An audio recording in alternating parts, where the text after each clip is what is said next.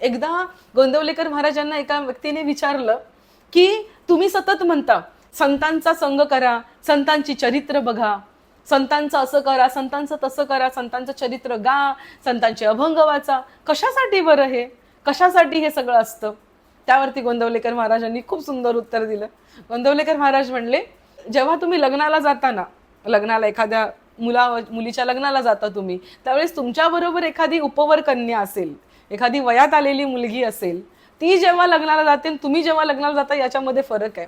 आपण लग्न लांबून अटेंड करतो, पण ती जी उपवर झालेली कन्या असते ना, तिचं लग्नामधले हावभाव वेगळे असतात, तिच्या मनामधल्या लहरी वेगळ्या असतात, तिच्या मनामधल्या वृत्ती वेगळ्या असतात. कारण तो लग्न सोहळा बघून तिच्या मनामध्ये त्या लग्न सोहळ्याचा संग तिला झाल्यानंतर तिच्या अंतःकरणामधली प्रवृत्ती काय होते, असा सोहळा माझ्याबरोबर कधी होईल? बरोबर आहे की नाही?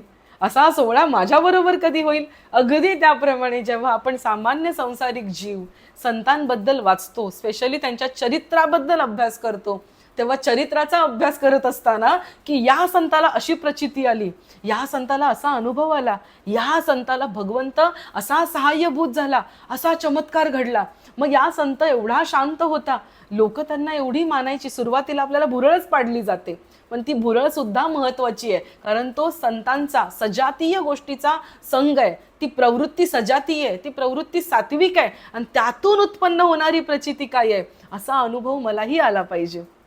ज्याप्रमाणे त्या कन्येला वाटतं असं लग्न माझंही झालं पाहिजे, अगदी त्याप्रमाणे आपल्यालाही वाटायला लागतं की असा सुख सोहळा, असा स्वर्ग सोहळा माझ्याही आयुष्यात आला पाहिजे. मला सांगा, कोणाला नाही वाटणार? तुकाराम महाराजांचं वैकुंठ गमनाचा ज्यावेळेस सोहळा असतो, आपल्या प्रत्येकाला वाटतं की भगवंता तुझं असं वाटलं पाहिजे, म्हणजे आपल्याला वेगळं वाटत असेल तर आपण करेक्शन करून घ्या, असं वाटलं पाहिजे मनामध्ये की भगवंता तू विमानाने न्यायला तुकाराम महाराजांकडे आलास, विमानाने न्यायला आलास, मला विमान जाऊ दे रे, मला साधी होडी आणलीस तरी चालेल, मला तू नुसताच आलास तरी चालेल, पण असं कुठेतरी मनात वाटून जावं की माझ्या समयाला भगवंताने माझ्याकडे यावं.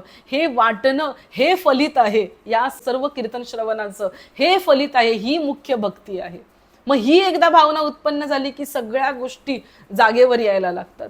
हे पहिलं बटन आहे शर्टाचं, मग पुढची बटणं व्यवस्थित लागायला लागतात.